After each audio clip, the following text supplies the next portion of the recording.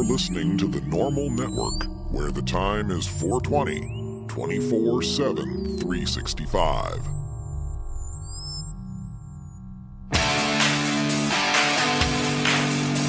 And now it's time for A Different View with Jennifer Alexander, Iva Cunningham, and Sarah Frank. And now, A Different View.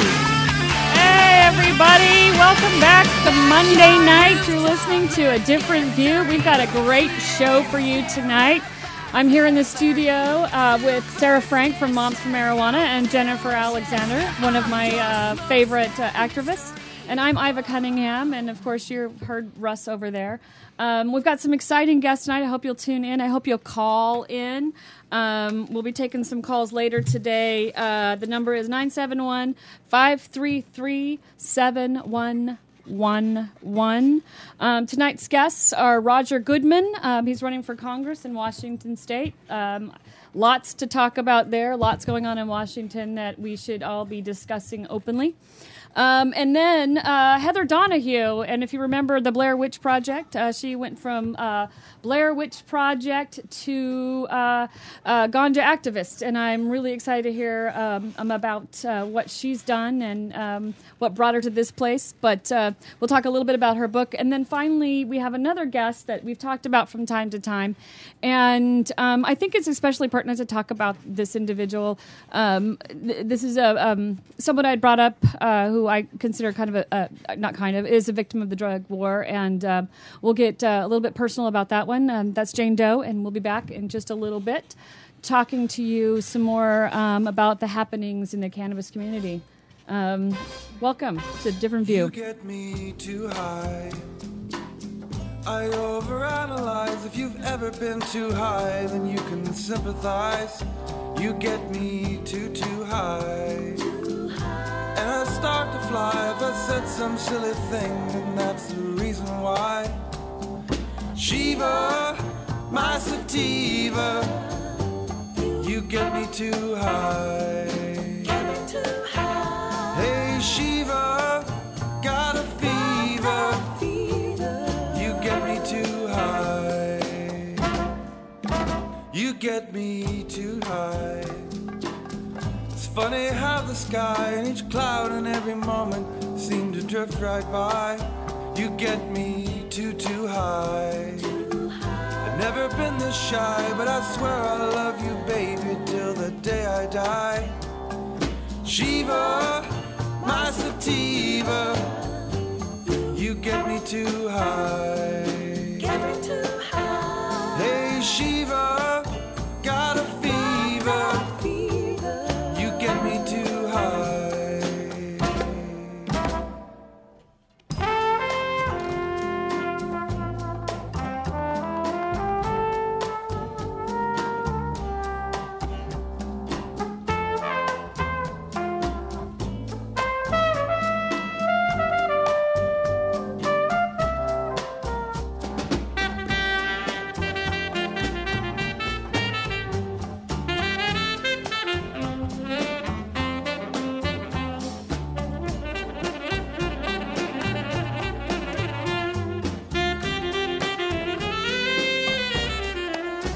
You get me too high.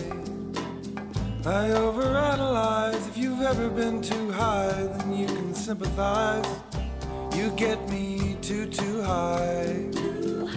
And I start to fly if I said some silly thing, and that's the reason why. Shiva, my sativa, you get me too high. Get me too high. Hey Shiva, got a fever, you get me too high.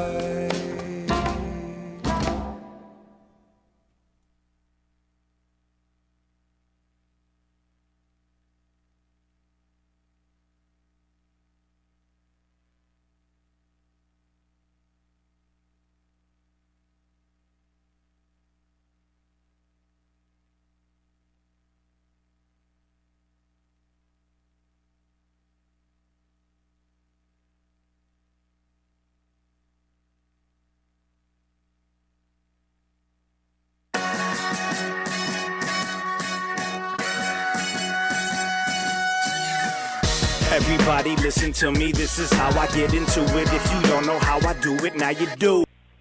We're your hosts for the evening, trying to keep it all intriguing while I'm speaking, cause I'm doing it for you.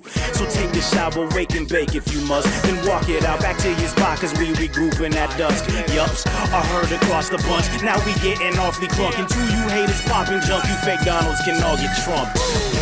But keep the hate away for just a day, cause the weather looks beautiful for once, and I can feel the sun rays up and over the place, while I'm watching the babes pass by, handing me cups of lemonade in the shade, soaking the solar rays. Feels like I got it made, and if I need my family, I know that just a call away. And daughters love me like it's Father's Day, so after I step off the stage, they shower me with love, and it's about to rain. Feels good, just got paid, so it looks like a beautiful day, even if you got...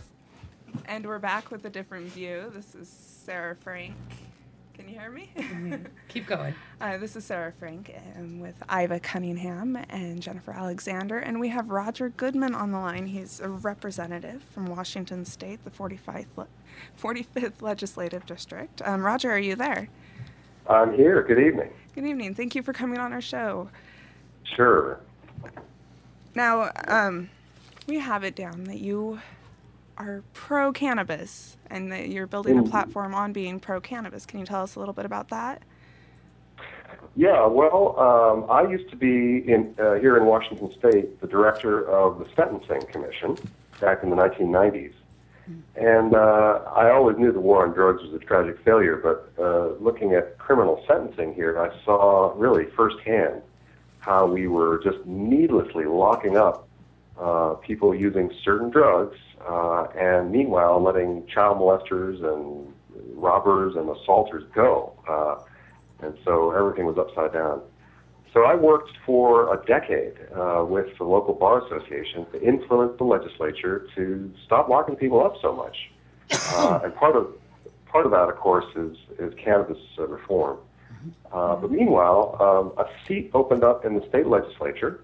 My wife told me to run, and I always have to listen to my wife. Right. And I'm a Democrat. The Republicans knew about my position on the cannabis liberalization, and they thought I was easy pickings. This guy could never win an election. So they hit me hard. They sent all these postcards out to the voters saying Roger Goodman wants to legalize drugs, and Roger Goodman wants to make drugs widely available to your children. Roger Goodman wants to be state director of drug dealing and that sort of thing. Wow. And as a result, my poll numbers went up afterwards. I was going to say they did some advertising for you there. Yeah. They were nice pictures. They were nice pictures. If you can do a hit piece, you want to do an ugly picture of me. They were actually nice pictures of me. But anyway, so it was at that point that I realized that ending the drug war is a winning issue, and ending cannabis prohibition is a winning issue. And up here, particularly in the Seattle area, in the Pacific Northwest. So I ran, I got elected, I got reelected again. Wow. And now I'm vice chair of the House Judiciary Committee in the state legislature. And I've been furthering drug policy reform inside the state legislature now, rather than being a lobbyist outside. See, I think that's the clever way to handle that is to work from the inside out. I think the more that the cannabis community gets involved in politics and runs for office, and it doesn't hide from the label of being a cannabis consumer, we can affect change. And I think it's easier to do from the inside out, because then they look to their neighbor and go, wow, I had no idea, because they have these preconceived ideas of what we're about. And I think that's a smart way to do it. Politicians generally do not know how to handle this issue. And so they squirm around whenever the word marijuana or cannabis is used, and they start talking about, I'm now running for the United States Congress on this platform, and it's going very well, by the way, but some of my opponents just don't know how to handle this issue. Like one of my opponents said, well, my brother died of a drug overdose about 12 years ago, and the audience was looking at her like, yeah, so what does that have to do with cannabis? Right. Yeah. And another candidate was saying, well, we need to regulate it strictly and only for medical purposes. It's trying to sound tough. And I got up and I said, look, folks, this is prohibition all over again, right? We've yielded the market to criminal enterprises. Kids aren't protected in school. We're not promoting health care. This is a demonization of a plant. Let's throw the 20th century. The 20th century's gone. Let's move beyond ideology. And everybody's like on the edge of their seats, like, yes, a politician. Oh my God, I can't believe you're saying this. So, I'm just speaking the truth. And not even ignoring convention. I'm following convention. This is a mainstream issue now. It is a mainstream issue. Absolutely. Yeah, we've made it. The last 10 years, we're there now. We're at that tipping point, and we need to just push it over the top. Definitely. And I think that redefining what a drug harm is, when we start talking about, where we have some responsibility. I work in healthcare, so we as healthcare providers, we need to take some accountability and responsibility because, if you've seen the latest reports of drug abuse by, OxyContin or, other analgesics, and then how that creates or contributes to illegal drugs, illegal or more harmful substances being used. And a lot of it starts from the prescriber's perspective. And I think, so we need to talk different. We need to redefine what drug harm is. And cannabis doesn't cause harm. And how it's causing harm to our children. We have, we have to be honest. We have to be honest about it. I mean, there's potential for harm. There's potential for problematic use, and so it's actually very important to acknowledge that. If kids start too early, if you're starting to smoke pot in 13, 14, 15, that's yes and no, and this is where I kind of take a little exception to that argument, Roger. And I'm not trying to put you on the spot, but we prescribe kids methamphetamines at a very critical time in their lives, and we have lots and lots of evidence to. That clearly shows not only emotional development delays, but physical and anatomical changes. And then we have these children that are going through their formative and development years, a very critical time in their lives, and using methamphetamines. And then they become adults, and for whatever reason, they aren't prescribed those anymore. They don't have insurance, whatever. There's something, and they drop off. Well, the next thing that's available to them, and everyone knows, we're all very well educated, that street methamphetamines are not much different. They're just not pure.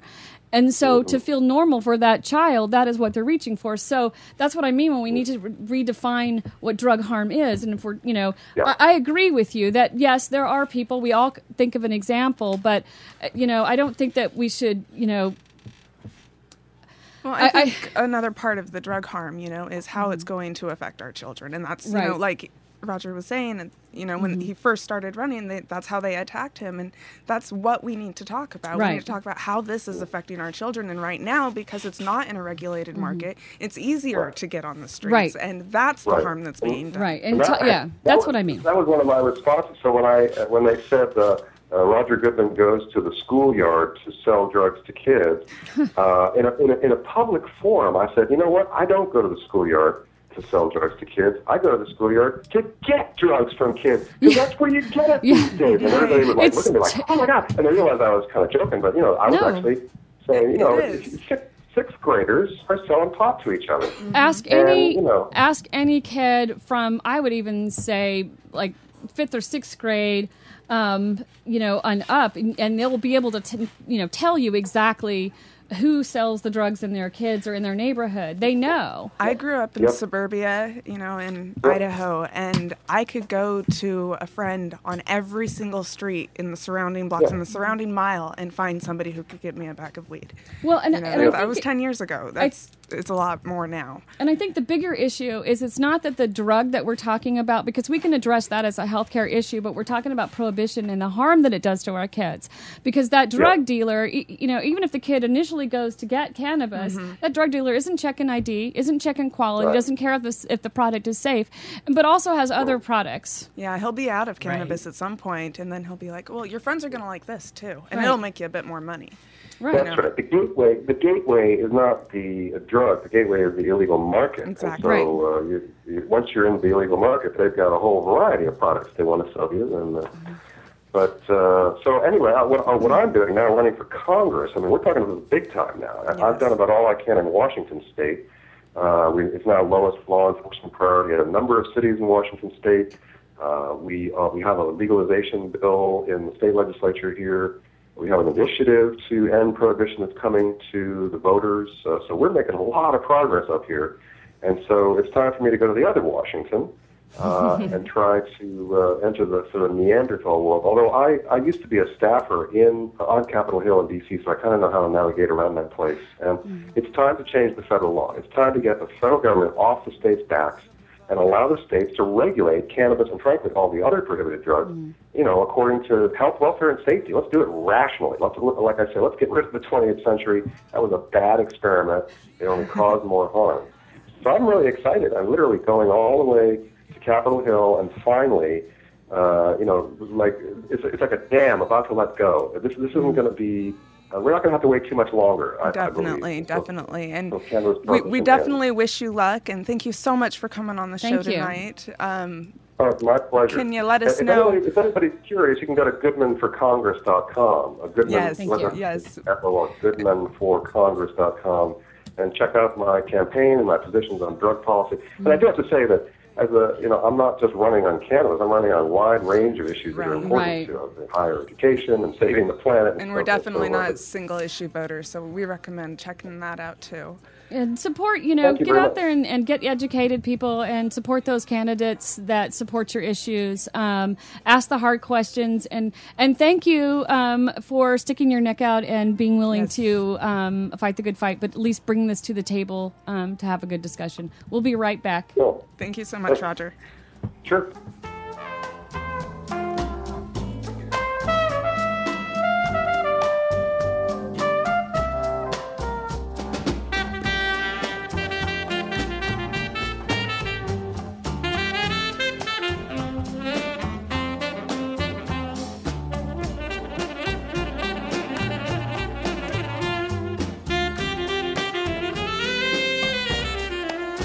You get me too high. I overanalyze. If you've ever been too high, then you can sympathize. You get me too high. And I start to fly if I said some silly thing, and that's the reason why.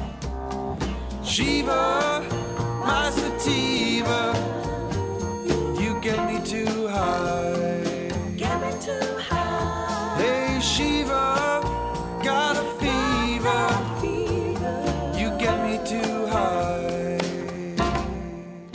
Alternative Medical Choices offers healthcare the way it should be. Easy to access, patient-centered, team-based, and quality-focused. We offer a variety of natural, affordable healthcare treatment options like primary care, group acupuncture, massage, and assistance with OMP registration. As a patient, you will have a team of experts working with you to make you the best you can be. Call Alternative Medical Choices at 503-288-5579 or check us out on the web at altmedchoices.com.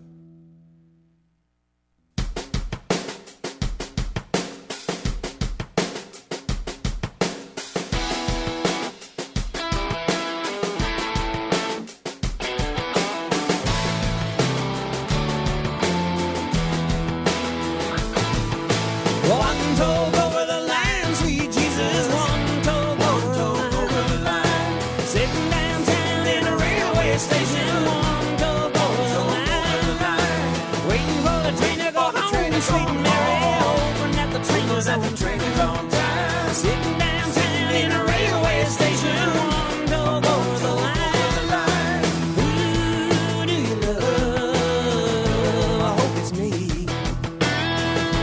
I've been changing, as you can plainly see. Felt the joy and I learned about the pain that my mama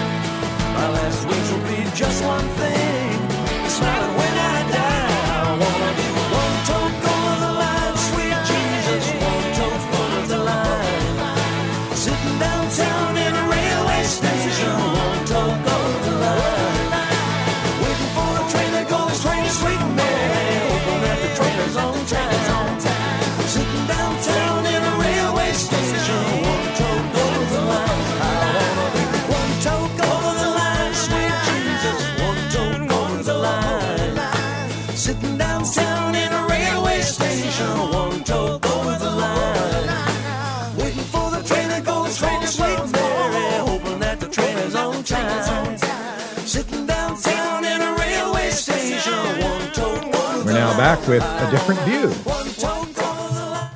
Hi, everybody. Thank you for joining us. We're going to try, we are having some technical difficulties getting Heather Donahue on the line. We're going to try to get her back on.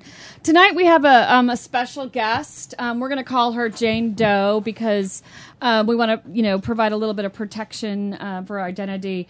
And, I brought this story up a couple of weeks ago, and I hope you don't mind. I'm just going to give a little recap of the story. But, from time to time, we find people in the community will contact us, and they're what I call a true victim of the war and on drugs. And I think that we need to acknowledge it, but also not forget what we're fighting for. Mm-hmm. And this individual, Jane, and feel free to correct me anytime you want to, but tragic house fire, and you lost 2 children. Yes. And to save yourself and your youngest child, who was how old at the time? 2. You had to toss him out the window or drop him out the window and then jump yourself. Is that correct? Yes. Okay. And then if you would just give us a brief recap, just give us a little summary about what happened and the days after that, the days following. After the fire? Yeah. I woke up 2 days later in the Oregon Burn Center, and they woke me up with their medications to the manager of the burn center, convincing me to tell no one nothing until she edited my story first. And when she didn't get that opportunity, she started getting very short with me and all my guests. And things escalated at the hospital. I was there for 3 weeks. I had surgery, and my son had surgery. Multiple medical violations were made, including them having me use my own supplies as a patient that were open and contaminated at the time. Because they came from the house fire. Well, no, they discharged me. I went back in for surgery. I was supposed to be in a different part of Legacy Manual Hospital, but I woke up in the burn center when they told me I was going to wake up somewhere else. Oh, okay. And then they had me changing my own bandages as a patient in the Oregon Burn Center. And they even kicked out Clackamas County Sheriff because they were my guests, because they came to take pictures of my wounds. The hospital wanted to use it for a media opportunity, and it wasn't what they wanted it to be. And they got nasty with me, and I'm an OMP patient, so there's the bias. For those who are listening, an OMP patient is a medical marijuana patient in Oregon. And things escalated, and they ended up saying I was medically incompliant and asked CPS to take my son away. And the reason why they took it away, the reason why they said you were medically incompliant is because... I actually looked through my medical records the other day, and what I found about me being medically incompliant, they actually tied me down twice while I was unconscious because they had me on their drugs, and I didn't know what I was doing, and I was pulling on the IVs. So they used that as their justification to remove your child from the home. Yes. But now they're using you as an OMP patient or as a medical marijuana patient as justification to keep him from you? That is the only thing why he is not in my home right now and why he hasn't been in my home for the last several months. Now, I know they make you jump through a lot of hoops. I used to sit on the Citizens Review Board. I explained that to you. And the state of Oregon has, I believe, 14 to 18 months to resolve the case. There's also, benchmarks and deadlines that parents have to meet certain objectives along the way. And as long as the parent's complying with that, it's also an oversight committee to make sure that the Children Protective Services are following through on what they're supposed to do. Yes. So it's supposed to be an advocate, for the child, but to make sure that both sides are getting done. And so have you had any issues completing some of those requirements or anything like that?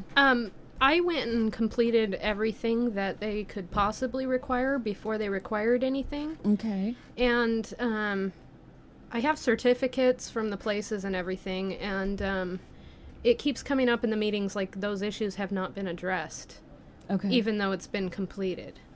So you've completed what they've requested, but they're not acknowledging your effort or your efforts nor the completion of those things. So, to clarify, what is the... Sorry. To clarify, what is the reason that they removed the child? It was the non-compliance with the drugs, right? It was me being medically incompliant. My home burned down, so I was homeless. Right. And I had 2 broken feet. Right. And the medical incompliant was with the IVs. Yeah. Okay. And then now they're keeping him... They didn't say why it was medically incompliant. We didn't get the trial or anything. But that's what I found in my medical records. That's the only thing I found in my medical records was when I was pulling on the IVs while I was not fully conscious and didn't know what I was doing. So they're saying that you weren't compliant with them while you were in the hospital. Yeah, I was just medically incompliant. And now they're saying that because you're an OMMP card holder, you can't have him back because you're medically incompliant? Yeah, well, they made a court order for me to be at all medical appointments and speech therapy, and the state has not allowed that. They have not even allowed my son to return to his primary care physician from before the fire. And the reason they say is because of the OMM. They have been telling me he has not been having appointments, which, I mean, they took him a year ago at 2 years old with skin grafts. And this started with the OMMP stuff. And it's just spiraled out of control is what it sounds like. Yeah. Well, I think when I was talking to you at one time, I think that you had said that they initially wanted to pin the fire on you because you are an OMP patient, and they had no evidence of that. The fire investigators, they never led into that at all. Anything like that came from, the hospital or DHS or the media. Okay. The fire was inconclusive. They never found the results. That is the results of the report. Okay. And it never had anything to do with my son being taken away. Right. And I asked my attorney about the fire report. She said, it must be somewhere in the discovery. And the DHS worker asked me, how did the fire start? Because they don't have the report. It was never anything to do with them taking my son. Right. Well, and I remember in the news report, the very next day, it wasn't maybe not the next day, but I remember they had said that they had removed the child from your custody, and then it was, and then they said it not because, but they said, and the mother, like it was some like dirty secret, and she's a marijuana patient, and I thought, well, what does one have to do with the other? And that hospital violated, another one of their, not thinking of the right terminology right now, but they disclosed my OMP patient status in front of a reporter. They do that a lot. Yes. See, and that's the thing that I find really offensive is that, even those individuals don't think of it as being privacy. HIPAA is, it's part of your civil rights. It's how we handle health information. And people are very lackadaisical about it. And it's kind of, there's huge fines and stuff that can be accumulated from this. We'll talk a little bit more about this when we come back, because the one thing I want people to understand about all of this, the whole reason I'm bringing it up, is because I think that here's someone who's done everything that the state has asked you to do, and they still don't have a really good reason for not returning the kid, and they're focusing on you being a patient.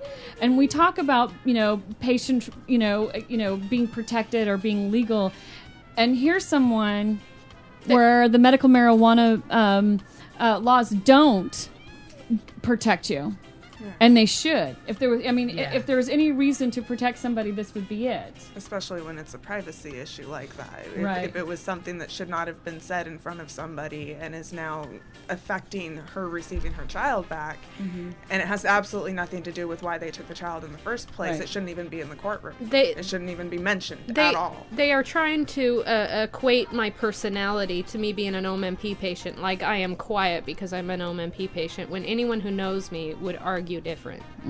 What does being quiet have to do with being a parent? Being a parent. Exactly. I know aren't quiet. Isn't that something you want? All right. Well, we're going to finish up this, and we'll be right back. You're listening to Different View with Jennifer Alexander. Sarah Frank, and I'm Iva Cunningham. You're listening to the Normal Network.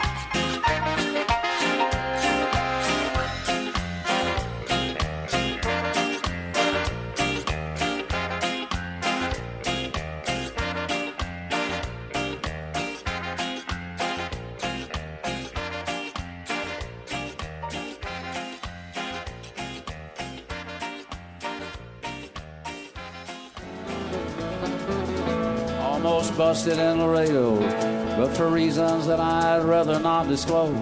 I smoke pot, and I like it a lot. Hi, this is Willie Nelson. I learned a long time ago that marijuana is a lot safer to use than alcohol. There's absolutely nothing wrong with the responsible use of marijuana by adults. It's time we stopped arresting and started respecting responsible marijuana smokers in America. And to learn what you can do to help, please contact NORML at www.norml.org or call toll-free at 888-67-NORMAL. The show was long and we was just sitting there, and we'd come to play and not just for the ride.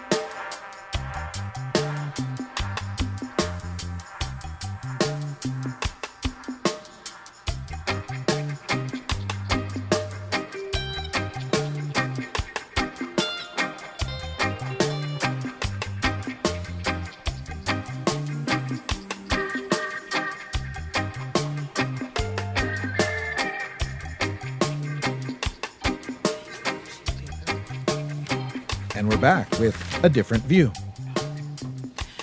Hi, this is A Different View. Thanks for listening. We have Heather Donahue with us now. She's from the Blair Witch Project and has recently entered the realm of cannabis activism. So we wanted to talk with her some more and just recently put out a book called Grow Girls. Heather, are you with us? Heather, can you hear me? Hello? Hey, Hi. there you yes, are. I can hear you. Thank you so much for being on the show with us. Oh, it's my pleasure. I'm a big fan of what the Women's Alliance is doing, for sure. Wonderful. So let's start there. Tell us a little bit about how you went from being in the Blair Witch Project to the Normal Women's Alliance. Yes. I realized in my acting career I wasn't really getting to do the things that I wanted to do anymore. I wasn't really putting things out into the world that I was proud of. And I have a long-standing meditation practice, part of which is the idea of right livelihood and trying to contribute something positive. And when the opportunity came to become a marijuana grower instead of an actress, to me that was actually far more in keeping with my ideas of what right livelihood was. Nice. Wonderful. So I jumped at the opportunity. I met a man who was in this beautiful little town that I'd actually fallen in love with about 7 years prior. And he sat down next to me, invited me to a hot spring, told me he lived in this town, and I was just completely intrigued, but I couldn't figure out what people in that town did for money. And he's like, oh, I grow pot. I was like, I'm like, no more. I want to get to know you. Yes, please, tell me more. Let me be your apprentice. And so I was. Awesome. And did you just grow for yourself, or did you grow for a group of people? No, I was growing for patients. I was growing for other patients. Awesome. I had a wonderful little indoor team. So were you growing outside, or you were growing indoors, right? I was growing indoors. I did attempt a very tiny outdoor patch, but I was so terrified that it was in so much shade that absolutely nothing happened to it. It was just like pure larf. The lessons this experience teaches. Exactly. It makes you wonder how they do it to our national forests with all the trees and stuff. How do they make that happen? Oh, I wish they wouldn't make that happen. Actually. Me too. I know. I agree. Yeah. So I'm all for things changing and then having some of the LED technology get a little bit better, so it doesn't have to have such a big carbon footprint, you know? Yeah, and I think that's, what was it, 1% of electricity consumed in this country is for indoor cannabis cultivation. Yikes. So we need to become more of a truly green industry. Yes. So tell us a little bit about your book, Grow Girl. So my book is basically about that process of kind of trying to find my way in the world once I realized that I wasn't going to be an actress anymore. And this was this thing that I was telling myself I was for most of my adult life. So I had to kind of scrap that identity and begin again. Mm-hmm. And for me, God, becoming a grower was such a nourishing way to spend that year. I loved the girls, my plants.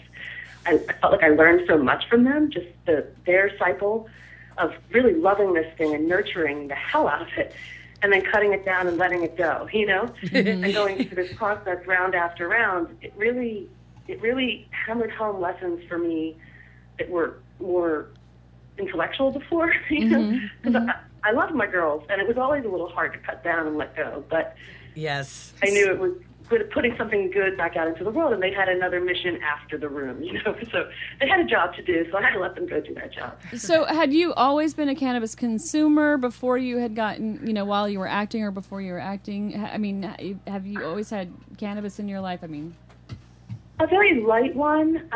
For me, I was always using it for PMS, and for like that first killer day of cramps, like it was better always than my $1 go-to. Pamprin.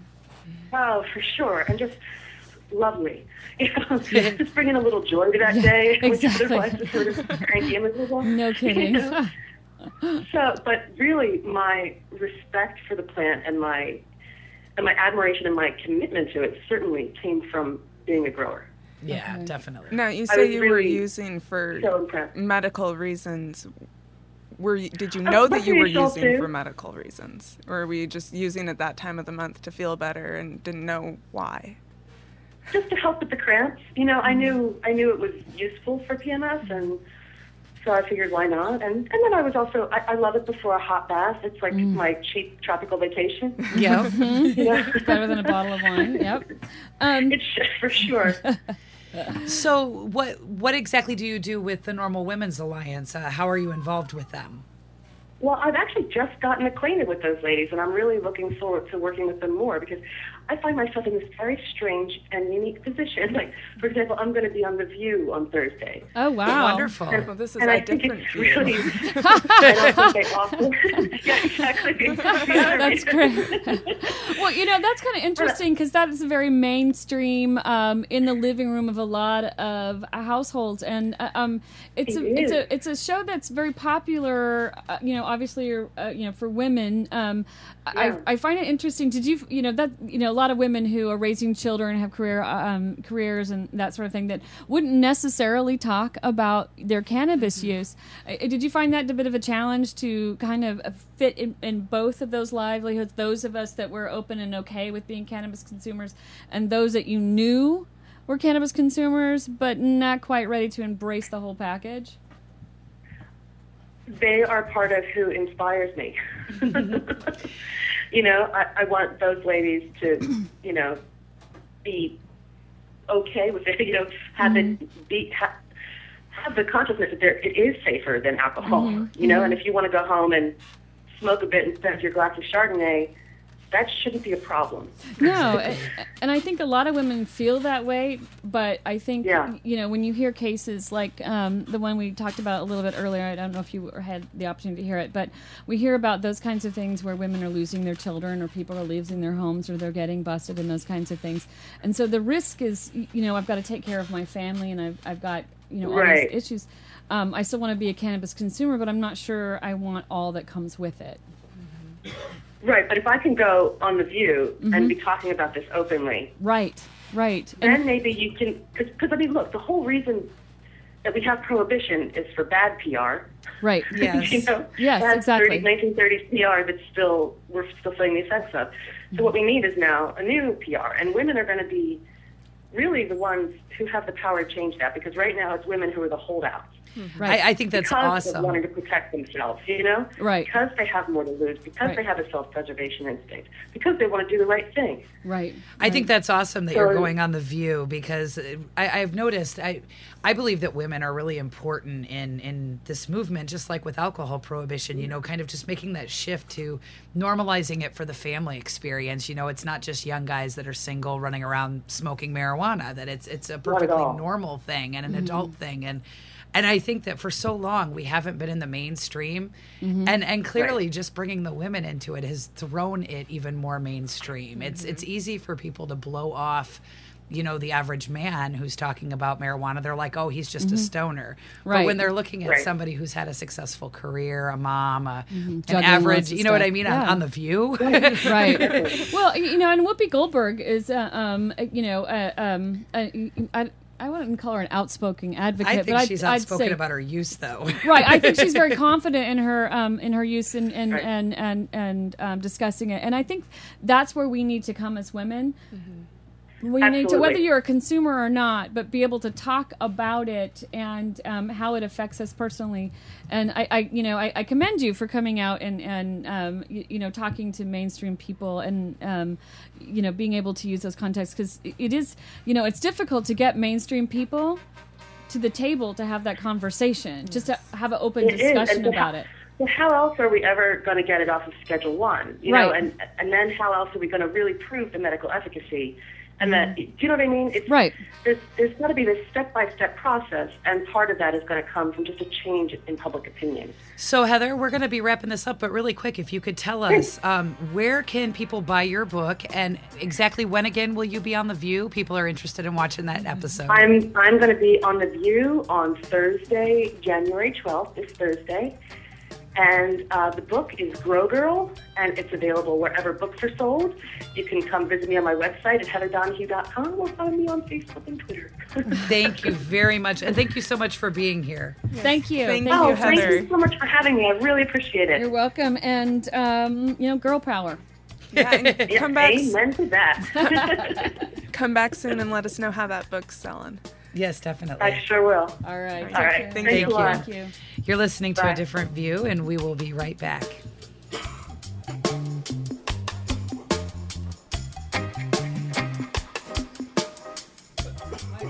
And the Oscar goes to? That was great. Whoopi Goldberg. Thanks. Ever since I was a little kid, I wanted this. You don't know. My mom's home, everybody's watching. I had to thank Patrick Swayze, who's a stand-up guy, and went to them and said, I want to do it with her. I want to thank Demi. I want to thank everybody who makes movies. I come from New York. As a little kid, I lived in the projects. And you're the people I watched. You're the people who made me want to be an actor. I'm so proud to be here. I'm proud to be an actor, and I'm going to keep on acting, and thank you so much. You know, I learned a great lesson, though. Never smoke pot before there's the possibility of having to talk to 100 million people. You know, it's smoking cigarettes and pot every now and then are my habits. And so I thought, I've got to relax. So I smoked this wonderful joint that was the last of my homegrown. And honey, Until when he said my name and I popped up, I thought, oh, fuck. Oh, fuck. Okay, up the stairs. 1, 2, 3, 4, 5. Okay, around to the podium. There's millions of people. Pick up the statue, get the statue. Okay. My mother called me and she said, you smoked, didn't you? I said, well, I said, yeah. She said, your eyes were just as glistening. And I said, oh, fine, panic. So I got that tape, the Oscar tape, to see whether or not you could tell. And you couldn't. Couldn't tell. She just panicked me. She said, you know. Mothers know. They do know. To think, you can only have to think about lighting it. They know. I know you're not supposed to admit that you smoke pot, but I don't drink alcohol. So that's my head. That's right. You may not show that Quick, to just the say no. Well, just because I do it doesn't mean you should. I'm a doctor. I'm a lawyer. I'm a journalist. I'm a student. I'm a teacher. I'm a representative. I have cancer. The outdated laws of prohibition are more dangerous than the plant itself. I lost my scholarship. I was fired. 20 million arrests since 1965. This is getting ridiculous. Our prisons are overcrowded with non-violent offenders. We have the opportunity to change. This is costing our country billions of dollars. Making my family and I fight in a courtroom is difficult enough when I'm already fighting through chemotherapy. There's no reason to be scared by tradition anymore. We can stop this. We can stop this. We are the American people. We can stop this. And you have our support. We're old. Young. Straight. Gay. We're every race and nationality. And we're not going to give up. You can tax it. You can regulate it. Apply age restrictions. You can create millions of new jobs. We can save our economy. President Obama? It's time for legalization. Legalization. Yes. We can. Welcome to another day in the life. Another day in the life. We're back with A Different View. Another day in the life. Welcome to another day. Welcome back to A Different View. So I wanted to talk a little bit with you guys about kind of an ongoing controversy, and I think it's been ongoing for a few years, and I've been writing about this a little bit at examiner.com, but I have a little bit more that I'd like to add to the conversation today, because as I was talking with somebody the other day, there was like a perfect analogy that I think clearly highlights the distinctions that we're not making in the cannabis community right now. And that is the difference between the consumers, which is the patients, the recreational smokers, the spiritual, the people that are actually using cannabis, and the industry, which is... Those people who would answer yes to, do you consume cannabis? Would be the consumers, right? And there's these two aspects to any topic. I mean, Sure. It doesn't matter what it is. There's always an industry and the consumers. Right. And so as I was talking to somebody and they weren't quite getting this connection, I pointed out that the difference that I see here is that, like, this is my cheeseburger analogy. What I said is that just because if I like cheeseburgers, but I have a problem with the way, say, McDonald's or Burger King or any other, burger organization works, that doesn't mean I hate cheeseburgers. Right. That just means that I have a problem with the industry. Right. How McDonald's produces their cheeseburgers. Right. But it doesn't affect my feelings on cheeseburgers or Right. whether I like them or eat Or them makes or it want less them. valid that that's a great juicy cheeseburger. Well, yeah, and then the other thing that kind of goes into that is that it's only the people that that have an interest in cheeseburgers that are actually really looking at this industry. You know what I mean?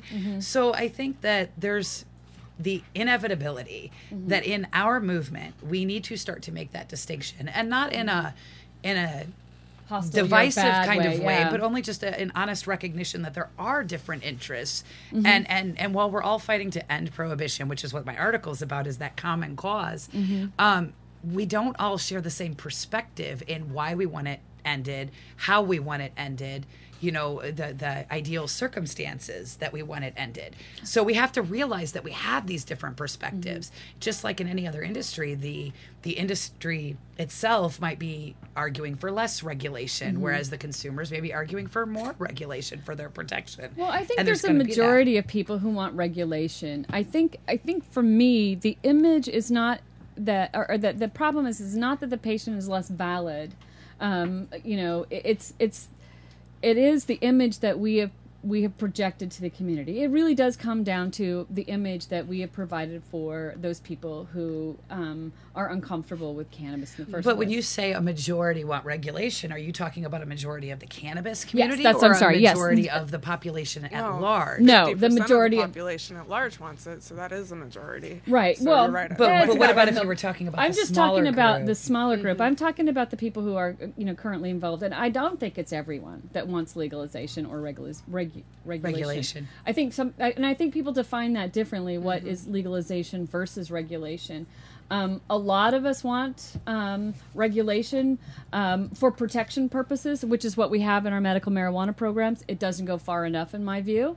A different kind of protection in that instance, Right. though, because then you're talking about protecting you from, incarceration Sure, or penalties, right. as opposed to, safety standards or qualities checks, right?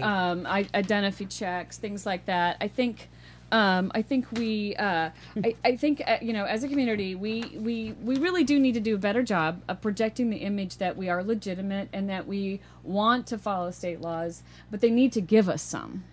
They need to give us some guidelines and some direction on, because right now what we have is like this gray area, and you could exploit the gray area as much as possible, and people are. And, Right. and I don't think anybody's saying that that the people, that there aren't valid patients or there aren't, being a consumer isn't valid, but I think.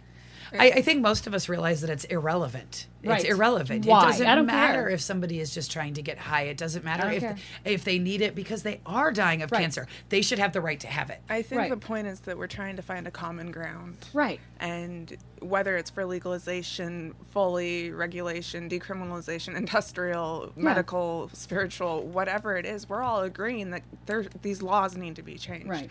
And what we should be focusing on is the fact that they're not listening to us. Right. One of the other things that I was thinking about today is I was doing a lot of reading as I was writing this 3-part article trying to address this issue, because I think we're on that tipping point. We absolutely can change the laws right now. And every time we're so close, we all start hitting each other and we turn around and say, I'm going home, and we quit fighting. And then we break up into smaller groups, and this is not going to be successful. So I was looking at the alcohol prohibition and how it ended with the women involved and everything.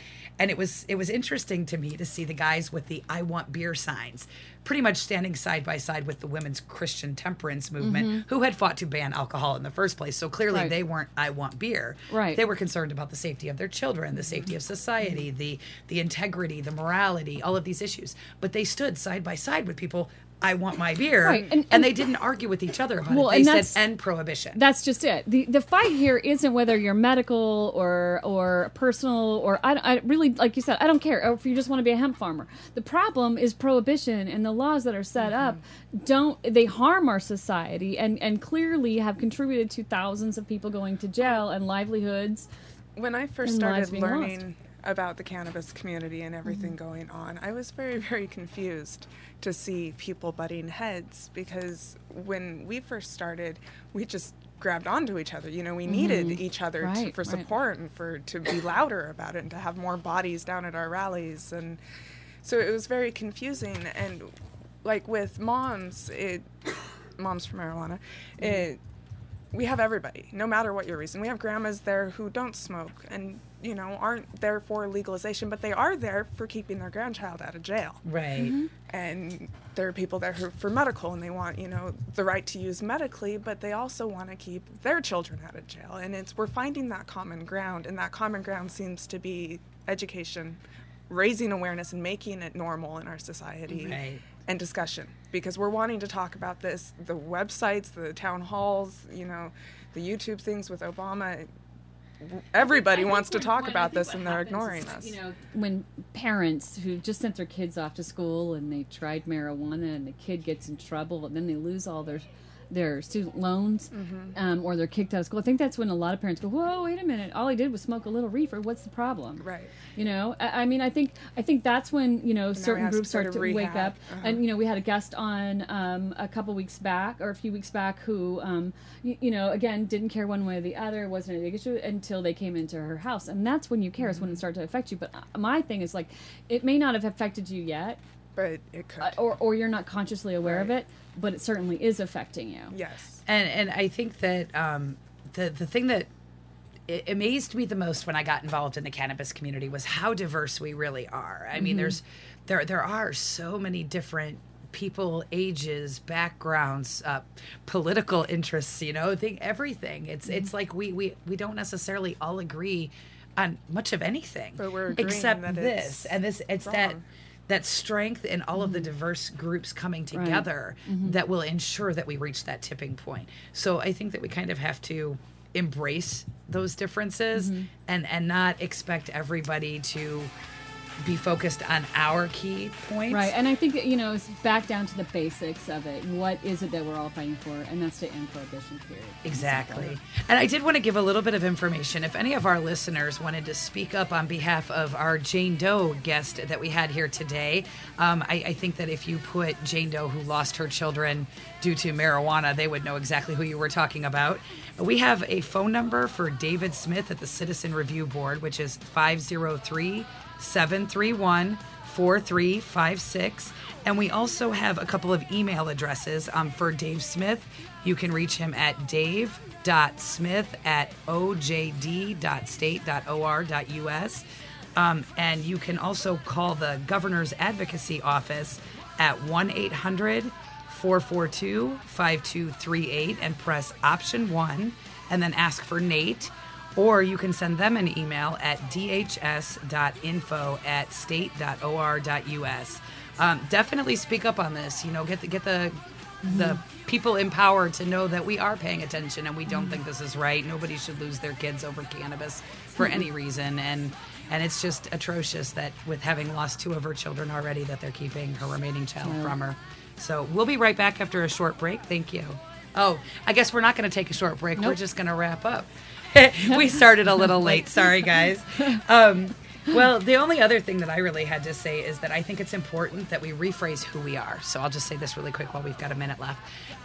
Instead of calling ourselves legalizers or medical marijuana patients or just dispensaries or whatever, we should call ourselves anti-prohibitionists. If we talk about what we're against instead of what we're for, we will get so much further in this argument. I think that we need to rebrand our movement as anti-prohibitionists. I wrote the third part to that article. We'll be posting tonight at examiner.com, and it'll be on my Facebook page. And we could probably post it on a different view if people want to read. We'll link it there. And it talks about exactly how that rephrasing would look if we brand ourselves as anti-prohibitionists so that we aren't fighting with each other and instead we're fighting the prohibitionists. Right. So.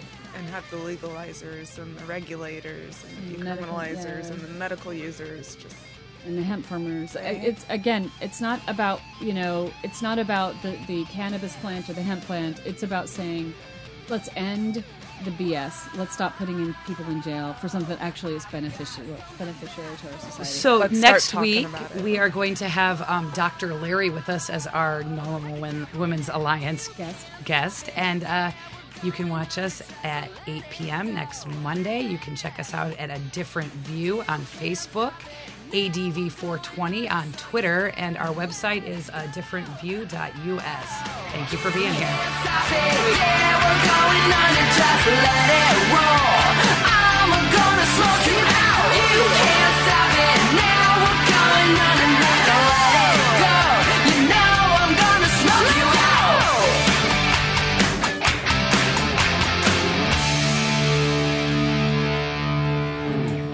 For listening to the Normal Network. I'm Radical Russ Belville. For more information about the show you just heard and for downloads of complete episodes and podcast feeds, visit the Normal Audio Video Department at normal.org/AV. Good day, tokers and tokettes. It is Monday, January 9th, 2012. I'm Radical Russ Belville here at Rolla J Studios in beautiful Portland, Oregon, getting ready for another edition of Normal Show Live, coming up later tonight at 7 p.m. Eastern Time, 4 p.m. Pacific Time, with replays every 6 hours after that. So if you miss it, you can catch it later. On today's show, we're going to give you some music for Roots Monday. Cannabis Carry will also catch you up on the hemp headlines, and I'm going to do a little exploration of the language of legalization and the meaning of unity. How can we get everyone on the same page to legalize marijuana for all of us, regardless of why we use it? We've also got Toker Talk Radio coming up right after that. Then at 6 o'clock Pacific, Drug Truth Network with Dean Becker. 7 o'clock, Cannabis Times Radio. And at 8 o'clock Pacific, we've got a live edition of A Different View. Jen, Sarah, and Iva have a very special guest on tonight's show as part of their integration with the Normal Women's Alliance. They'll be interviewing Heather Donahue. If you remember that name, she was the actress who was in Blair Witch Project. She's going to talk about how she went from being an independent film actress to being a marijuana activist. Check that out on A Different View tonight, 11 o'clock Eastern, 8 o'clock Pacific. I'm Radical Russ. More music, more shows. Stick around. It's the Normal Network. We are 420, 24/7, 365. Make sure you stay for the second hour of Toker Talk Radio, where we take your calls at 971-533-7111. And thank you for setting your browser to live.normal.org and the Normal Network. You're listening to the Normal Network, where the time is 420, 24/7, 365. Weedmaps.com. I'm Radical Russ from Normal. In my job as outreach coordinator, I travel every month, and when I'm on the road, I need a fast, accurate way to find the medical marijuana dispensaries in the area. So I turn to Weedmaps.com. Weedmaps.com has the best dispensary locator online or on your mobile device. Search by zip code or let Weedmaps find you, and in seconds you'll have the addresses, phone numbers, and customer service reviews for the medical marijuana dispensaries in the local area. Weedmaps.com also has a section devoted to helping you find a doctor who understands and recommends medical marijuana under your state's law. You can even check prices on the Medical Marijuana Stock Exchange. Coming soon, you'll even be able to find the listings of normal attorneys and chapters, local head shops and grow shops, and the best weed-friendly businesses. Weedmaps.com has the information you need to be an informed cannabis consumer.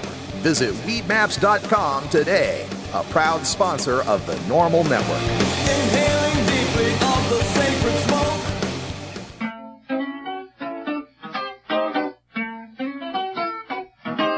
Shut your mouth, baby.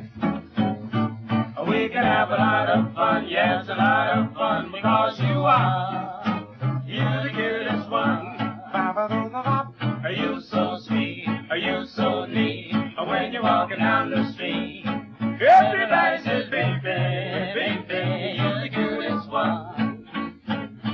Are you so heavenly? What a break for me. Baby, can't you see that I'm in love? Shut your mouth, baby. We can have a lot of fun, yes, a lot of fun, because you're the cutest one.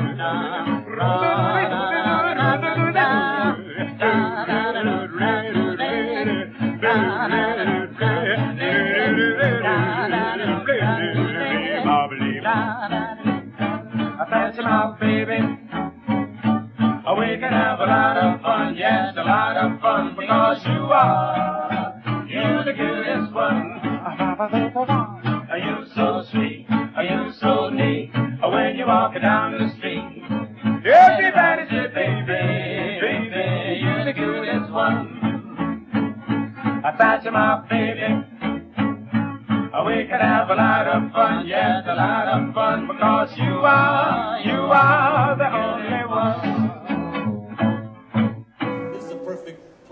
to show people the support that this movement actually has. You know, this is a new event for us, and look at how many people showed up and to come see this panel and to hear what the hell is being said about legalization in medical marijuana. Strength in numbers. Yeah, you know, strength in numbers, and that's what this is to join all these like-minded people that believe in this cause, and who better to have up here, you know, doing it, man? Tommy Chong, goddamn. You know, he served time as an example. I was thinking too, you know, they got the Republican or the far right has the teabaggers. So we should create our own, or how about weed baggers? Weed baggers. We belong to the weed bagger party. The weed bagger party. And we believe in giving love and a bag of weed to all our neighbors. That has to be part of our trip when we do get it legal. Let's have one day where everybody just gives weed to someone that needs it. We'll give a new meaning to the word sacrilegious. Hey everybody, this is Canna Bob with another video version of your Roots Monday Toker tune. Today we've got a folksy blues song called The Legal Medicine Blues by Mr. Jim Miller, who is the founder of the Coalition for Medical Marijuana in New Jersey. He wrote this song for his friend Jackie Rickert, and it also features some clips of Rick Harris on the Wisconsin State Capitol steps playing this tune at a visual for Cheryl Miller. So relax and enjoy Jim Miller with the Legal Medicine Blues on your Roots Monday Toker tune.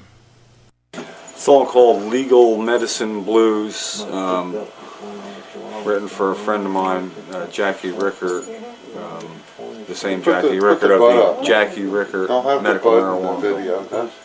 I don't care. Oh no, it's not bud, it's cooking herb. Fuck. Anyway, yeah, I hadn't played this in a long time. I actually had to look up some of the words, and but I thought after the bill passing committee in the Assembly. Yeah, let's enjoy it. And these are 2-year-old strings on the guitar that I don't play much anymore.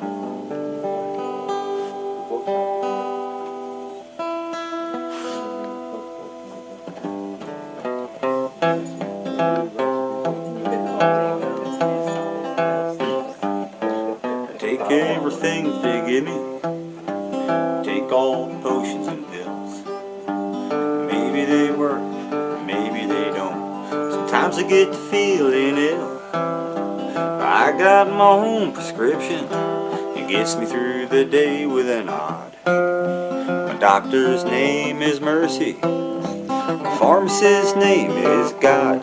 I got